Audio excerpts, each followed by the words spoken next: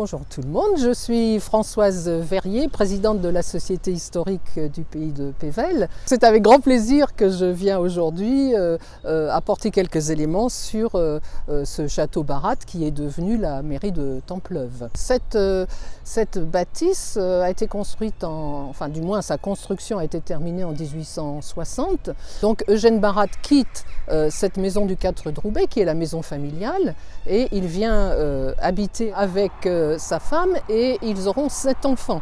Donc ce qui explique pourquoi en partie c'est une grande maison parce qu'il faut héberger 7 enfants plus tout le personnel qui va avec. Eugène est d'une famille de notaires et il sera maire de Templeuve. De même que son père l'était, son père Yves était également maire de Templeuve et son fils Paul sera plus tard, à l'époque de la Grande Guerre également, maire de Templeuve. Ce bâtiment donc est tout à fait typique de ces magnifiques demeures bourgeoises de la fin la deuxième moitié du 19e siècle. L'architecture mélange différents styles. C'est ce qu'on appelle d'ailleurs le style éclectique. Nous pouvons remarquer par exemple le toit, qui est un toit qu'on appelle à la mansarde avec un angle coupé, tel qu'on le trouve à Versailles. On trouve également une influence de l'époque Louis XIII avec des murs en briques et en pierre, tels qu'on les voit par exemple tout d'abord dans toute une série de châteaux qui ont ces murs en briques et en pierre, et puis également à la place des Vosges à Paris. On trouve également une influence de la Renaissance, en particulier dans les avant-corps, ce qu'on appelle les avant-corps, c'est-à-dire ce qui dépasse sur la façade et où on retrouve cette influence de la Renaissance avec des décors sculptés beaucoup plus précis, et on trouve cela beaucoup dans les châteaux de la Loire par exemple. On voit tout en haut de la façade par laquelle on rentre dans le château, un fronton sur lequel est inscrit la date 1860, qui est la date de fin de construction du château. Et puis on voit un B pour Barat. Et puis tout à fait au-dessus, un petit fronton curviligne en courbe, où on voit des fruits, un panier. Cela représente l'automne et ça est tout à fait typique aussi des constructions de la Renaissance où on montre les 4 saisons. Donc il y a 4 côtés à ce château et donc de ce côté-ci c'est l'automne, derrière donc à l'opposé derrière c'est le printemps, sur le côté à ma gauche c'est l'été et de l'autre côté l'hiver. Nous sommes maintenant sur la terrasse du château qui autrefois, lorsqu'il a été construit et pendant des années après, comportait une pergola sur laquelle grimpaient des plantes, des roses, etc. Bon, cette pergola bien sûr n'existe plus, mais la terrasse est toujours là pour en témoigner. C'est intéressant cette terrasse parce que nous avons une photo particulièrement saisissante des officiers allemands installés sur cette terrasse dans les magnifiques photos de velours du salon pendant la guerre de 14-18, 1914-1918. Nous avons beaucoup de détails sur la vie du château pendant cette période puisque Paul Barat, qui était le fils d'Eugène, Eugène ayant fait construire le château, donc Paul, qui était avocat de formation, comme un peu tout le monde dans la famille, fut également maire de Templeuve, de 1896 à 1919. Donc en quelque sorte, ce bâtiment était prédestiné puisqu'il a hébergé déjà un certain nombre de maires avant qu'il devienne mairie. Paul Barat, qui est maire de Templeuve, va se retrouver avoir à subir l'occupation allemande pendant plus de 4 ans. Il faut savoir que lorsque les Allemands s'installent dans notre région, les officiers vont s'installer dans les grandes demeures bourgeoises. Et c'est ainsi que nous retrouvons cette photo des Allemands installés sur la terrasse du château.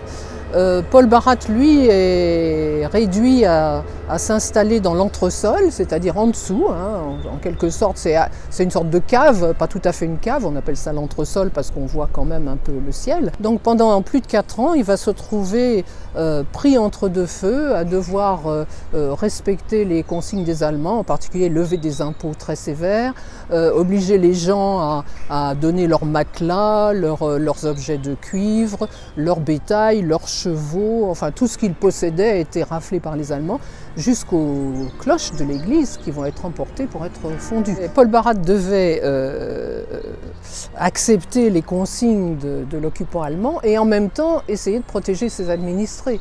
C'est-à-dire il a dû se battre pour refuser de payer les impôts pendant un certain temps. Tous ces renseignements, nous les avons connu parce qu'il a écrit un journal toute sa vie, en particulier pendant la période de l'occupation. Il a des réflexions très astucieuses et souvent plein d'humour lorsqu'il parle des Allemands, hein, puisqu'il fait son possible pour les critiquer et il ne les apprécie pas, bien évidemment. Mais il y a aussi des passages très durs quand il explique que ses 2 fils ont été tués et que son cœur était crucifié. Nous sommes maintenant dans l'entrée de la mairie, l'entrée officielle, qui était également le vestibule du château Barat lorsque c'était la demeure de cette famille. Donc on peut voir sur la droite l'escalier qui montait vers les chambres, vers le reste de la maison. Et puis derrière moi, les grandes portes qui donnent sur les espaces de réception et dans laquelle vous pouvez constater qu'il y a un trou. On peut se demander quel est ce trou, d'autant plus qu'on a laissé une date à côté de ce trou, 17 octobre 1918. C'est un trou qui a été laissé par une balle de fusil. Que se passe-t-il le 17 octobre 1918 ? Les Allemands s'enfuient, les Anglais arrivent et il y a des combats plus ou moins de soldats, de francs-tireurs. Enfin bon, les balles fusent dans tous les sens et une balle donc va transpercer cette porte. Et c'est le souvenir en quelque sorte de la fuite des Allemands et de la fin de la guerre. Nous entrons maintenant dans la salle à manger. Donc il s'agit bien sûr de ce qui était la salle à manger, hein, puisque ici maintenant c'est une salle de réunion. Alors vous voyez sur les murs des aquarelles, ça c'est un détail intéressant. La famille Barat possède dans ses archives un cahier d'aquarelles qu'ils appellent l'album domestique. Et ces aquarelles ont été peintes par Eugène Barat, celui qui va s'installer en 1860 dans le château. Donc on peut voir ici des aquarelles de l'extérieur du château où on voit qu'à l'époque il s'appelait château de Vertin, V-E-R-T-I-N. Bon, Vertin comme le moulin de Vertin qui se trouve pas loin, c'était le domaine de Vertin, les terres appartenaient au Barat, mais il l'écrivait T-I-N apparemment. Bon, nous sommes là dans le salon du château, au bout duquel se trouve la terrasse et la pergola où étaient installés les officiers allemands sur la photo. Là, je suis devant une aquarelle d'Eugène Barat qui représente le vestibule. Mais il a également représenté le salon, la salle à manger. Et c'est assez intéressant parce que ça nous donne une idée du type de mobilier qu'il y avait à l'époque.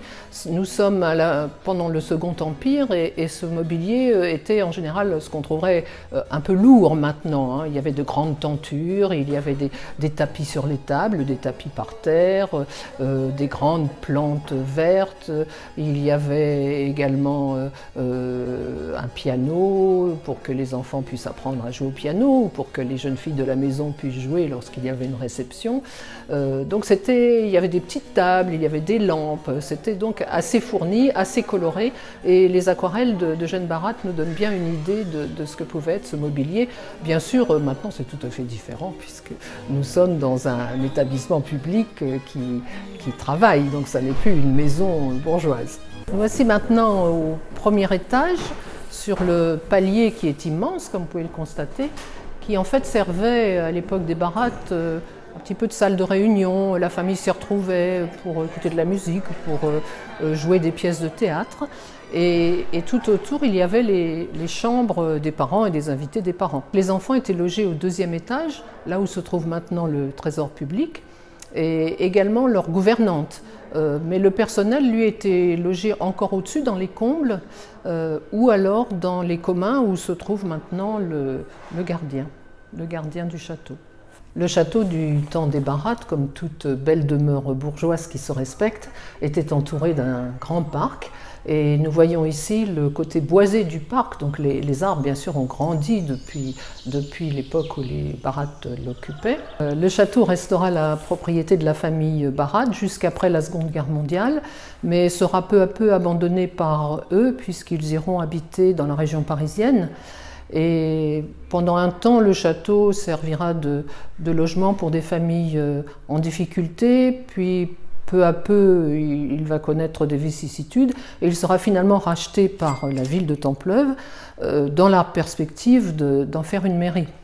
La mairie, jusqu'à ce qu'elle arrive au château Barat, se trouvait dans ce qu'on appelle maintenant la mairie centre et qu'on appelait à l'époque l'hôtel de ville, un bâtiment qui se trouve sur la Grande Place, tout près de l'église. Et vous pouvez voir sur ce tableau, qui n'est pas une aquarelle d'Eugène Barat, vous pouvez voir une représentation de l'église et de l'hôtel de ville avant que la mairie n'arrive dans le château Barat. Donc ce château Barat deviendra mairie en 2003.